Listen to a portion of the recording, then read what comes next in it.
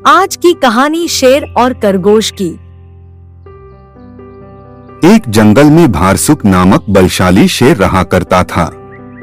वह रोज शिकार पर निकलता और जंगल के जानवरों का शिकार कर अपनी भूख शांत करता था।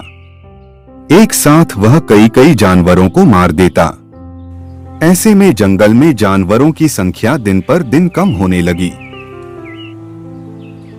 डरे हुए जानवरों ने इस समस्या से निपटने के लिए सभा बुलाई।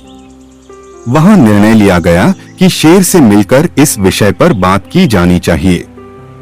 इसके लिए जानवरों का एक दल बनाया गया। अगले दिन वह दल शेर से मिलने पहुंचा। शेर ने जब इतने सारे जानवरों को अपनी गुफा की ओर आते देखा तो आश्चर्य में पड़ गया। वह गुफा से बाहर आया और गरजकर जानवरों के दल से वहां आने का कारण पूछा। दल का मुखिया डरते डरते बोला, वनराज, आप तो वन के राजा हैं। हम सभी आपकी प्रजा है। आज आपकी प्रजा आपसे एक विनती करने आई है। कैसी विनती? शेर ने पूछा। वनराज, आप रोज शिकार पर निकलते हैं और कई जानवरों को मार देते हैं। आप उन सभी मरे हुए जानवरों का भक्षण भी नहीं कर पाते। हम सबका विचार था कि आपकी भूख मिटाने यदि रोज एक जानवर आपके पास भेज दिया जाए तो आपको भी आराम रहेगा और हम भी भयमुक्त रहेंगे। शेर को बिना मेहनत शिकार प्राप्त हो रहा था, इसलिए उसने यह निवेदन स्वीकार कर लिया, किंतु साथ ही चेतावनी भी दी कि जिस दिन उसके पास जानवर नहीं पहुंचेगा उस दिन वह सबको मार डालेगा। उस दिन के बाद से प्रतिदिन एक जानवर का चुनाव कर उसे शेर के पास भेजा जाने लगा। अब शेर दिन भर गुफा में पड़ा आराम करता रहता। परिणाम स्वरूप अन्य जानवर जंगल में सुकून से जीवन जीने लगे। एक दिन शेर का भोजन बनने की एक खरगोश की बारी आई। खरगोश शेर की गुफा की ओर चल तो पड़ा, किंतु मृत्यु निकट होने के कारण वह अत्यंत भयभीत था। वह धीरे धीरे कदम बढ़ाता हुआ चला जा रहा था। साथ ही किसी तरह अपने प्राण बचाने का उपाय भी सोचता जा रहा था। चलते चलते रास्ते में एक कुआं पड़ा। कुएं के पास जाकर जब खरगोश ने उसमें झांका तो उसे अपनी परछाई दिखाई पड़ी। उसी क्षण खरगोश को अपनी जान बचाने का एक उपाय सूझ गया। उपाय सूझते ही खरगोश में एक नए जोश का संचार हो गया। उसे शेर के पास जाने की कोई जल्दी नहीं थी। कुछ देर कुएं के पास आराम करने के बाद वह शेर के पास पहुंचा। इधर भूखा शेर अपने भोजन के आने में हो रही देरी से क्रोध में लाल पीला हुआ जा रहा था। जैसे ही उसने एक पिद्दी से खरगोश को देखा, उसका क्रोध और बढ़ गया। वह गरजकर खरगोश से बोला, पिद्दी खरगोश, मैं कब से प्रतीक्षा कर रहा हूं और तू अब आया है।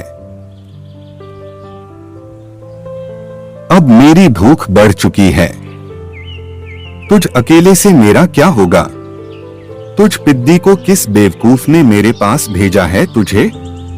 तेरे बाद अब मैं उसे भी मारकर खा जाऊंगा। खरगोश हाथ जोड़कर गिड़गिड़ाया, वनराज, देरी के लिए मुझे क्षमा करें। विश्वास करिए, इसमें न मेरा दोष है न ही मुझे भेजने वाले का। हम तो 5 खरगोश आपका भोजन बनने निकले थे, किंतु रास्ते में एक दूसरे शेर ने हमें रोक लिया।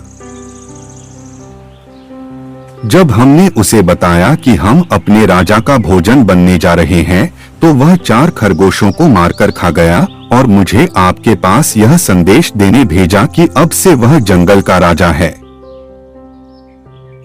ऐसा कहा उसने। शेर गुस्से में दहाड़ा, जी वनराज, उसने आपको लड़ाई के लिए ललकारा है। उसने कहा है कि वह आपको मारकर इस जंगल में एकछत्र राज करेगा। ये सुनना था कि शेर गरजता हुआ बोला, मुझे अभी इसी समय उसके पास ले चल। मैं उसे बताता हूं कि इस जंगल का राजा कौन है। आज तो उसकी खैर नहीं। खरगोश तुरंत तैयार हो गया और शेर को लेकर कुएं के पास आ गया। कुएं को दिखाते हुए वह बोला, वनराज, ये उस शेर का दुर्ग है। वह इसी दुर्ग में रहता है। आप दुर्ग के द्वार से उसे ललकारिए।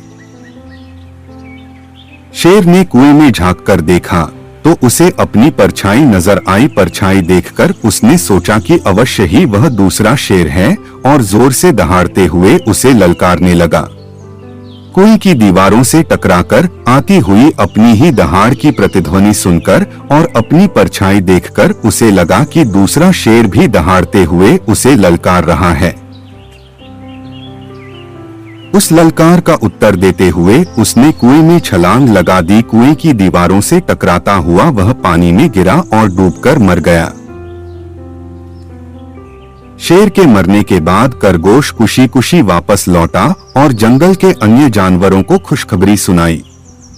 सुनकर सभी बहुत खुश हुए और सबने खरगोश की खूब प्रशंसा की। सीखा, बुद्धि बल सबसे बड़ा बल होता है, इसलिए मुश्किल घड़ी में सदा बुद्धिमानी से काम लेना चाहिए। बुद्धि का इस्तेमाल कर हर समस्या का समाधान किया जा सकता है।